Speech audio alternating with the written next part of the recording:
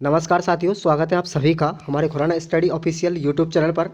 साथियों, आप सभी के लिए दूसरा मॉडल पेपर लेकर आए हैं और ये मॉडल पेपर इतना बेस्ट है कि आप सभी लोग अगर इसको पढ़ के जाएंगे ना अच्छे से, तो मैं आज दावे के साथ में कहता हूँ कल के मॉडल पेपर में आप कल के जो पेपर होगा उसमें इसमें से बहुत ज़्यादा प्रश्न फंसेंगे। आप लोग इन दोनों मॉडल पेपरों को रट के जाना है, बस आपके लिए ये अंतिम प्रहार है आप लोगों के लिए कि इस मॉडल पेपर को अगर आप रट के जाएंगे, ठीक है ना, तो आपको बहुत अच्छा फायदा मिलेगा। चलिए शुरुआत करते हैं। मॉडल पेपर में कौन कौन से प्रश्न हैं।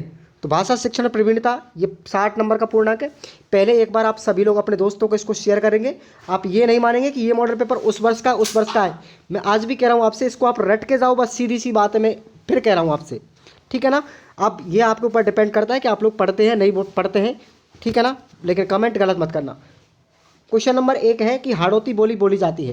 तो साथियों, हाड़ौती बोली आपको याद रखना है बूंदी के अंदर बोली जाती है। प्रश्न मैंने कराया हुआ है, अपनी 3 वीडियो हैं उनमें भी जाकर के आप लोग देख सकते हैं।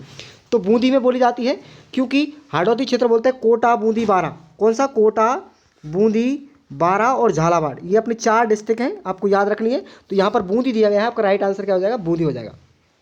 उसके बाद आकलन किया जाता है। आकलन क्या होता है? तो राइट आंसर इसका होगा उपयुक्त सभी विभिन्न विषय क्षेत्रों में सीखने का, बच्चों की रुचि व रुझानों का, बच्चों में शिक्षण होने से होने वाले व्यवहारगत परिवर्तनों का, यानी सबका अध्ययन कहलाता है आकलन। तो राइट ऑप्शन आपका डी हो जाएगा। नेक्स्ट क्वेश्चन है मौखिक अभिव्यक्ति। देखो भाई, मौखिक अभिव्यक्ति का आधार कौन सा है? तो मौखिक अभिव्यक्ति का आधार साथ ही याद रखना आपको, बोलना। कौन सा है? बोलने को क्या बोलते हैं? मौखिक अभिव्यक्ति कहते हैं। बोलना इसका आधार हो जाएगा मौखिक अभिव्यक्ति का। अगला क्वेश्चन है शब्दकोश के अनुसार। ऐसा प्रश्न आपको एक जरूर मिलेगा, अगर ये नहीं आएगा तो कोई दूसरा आएगा। तो शब्दकोश के अनुसार सबसे अंत में आने वाला शब्द कौन सा है? मृण्मयी शब्द है, ठीक है, मृण्मयी शब्द है। चलिए आगे बात करते हैं राजस्थान की बोलियों के नाम।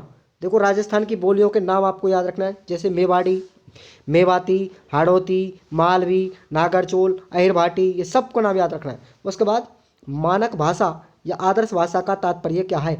बहुत अच्छा प्रश्न है, याद करके जाना, फिर बाद में कहोगे कि बताया नहीं सर ने, ठीक है ना। चलिए आगे बात करते हैं। हिंदी शिक्षण भाषा का महत्व बताइए। हिंदी शिक्षण भाषा का महत्व बताइए, importance of the Hindi language teaching, ठीक है ना, आपको याद रखना है। उसके बाद नेक्स्ट क्वेश्चन है आकलन की आवश्यकता पर प्रकाश डालिए। भैया, आकलन की आवश्यकता क्यों पड़ती है, इस पर प्रकाश डालना है। आकलन की आवश्यकता क्यों पड़ती है, इसके बारे में आपको बताना है। उसके बाद वाचन के कौन कौन से तत्व हैं। आप वाचन के कौन कौन से तत्व हैं, प्रश्न मैंने पढ़ा दिया है, अच्छे से याद करके जाना।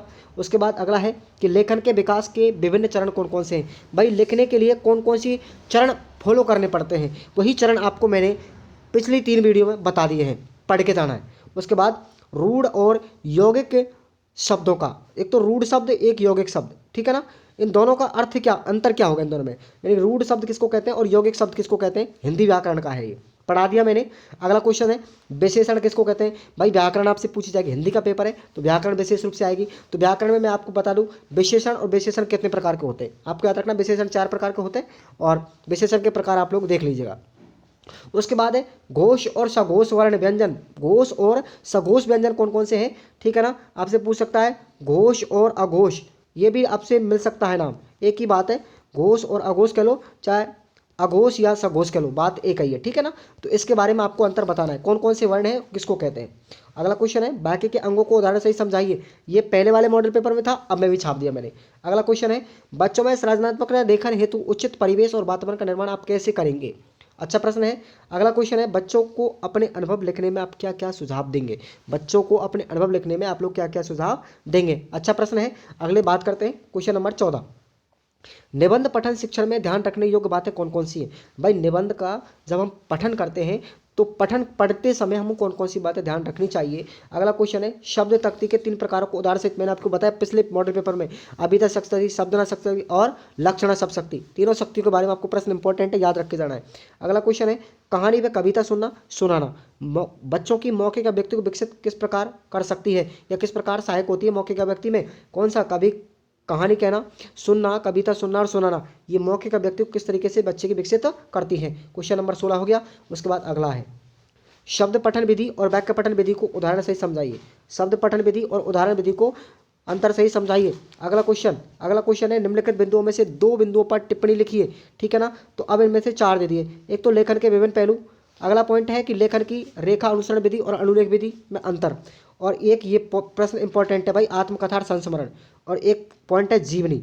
ये तीनों पॉइंट याद करके लगा, आत्मकथा, जीवनी और संस्मरण, इन तीनों में क्या अंतर है, ठीक है ना। उसके बाद समाचार लेखन की उल्टा पिरामिड शैली के बारे में आप क्या जानते हैं, इसके बारे में भी, ठीक है ना। उसके बाद कविता व निबंध की मौखिक विशेषता बताइए, कविता और निबंध की मौखिक विशेषता बताइए। और आपको 3 प्रश्न और मैं आपको बता रहा हूँ, बहुत अच्छे प्रश्न है। एक तो अपनी होगी आगमन निगमन विधि, ठीक है, कौन सी है, आगमन निगमन विधि, ठीक है ना। उसके बाद आपको समस्या समाधान विधि, समस्या समाधान विधि, ये इनको अच्छे से रट के जाना है। सॉरी, ये गणित में आएंगी, ठीक है ना, कोई दिक्कत वाली बात नहीं है। अगर आपसे हिंदी में पूछी जाएगी तो आप लोग कर लेना, अगर गणित में आएंगी ये, ठीक है ना। सॉरी, वो ध्यान भूल गया था मैं, गणित में आज मैंने पढ़ाया था पेपर, तो उस वजह से मुझे ध्यान रख गया था, कोई दिक्कत वाली बात नहीं है। आप लोग नो टेंशन रहिएगा, इतना ही आप लोग पढ़िएगा। धन्यवाद।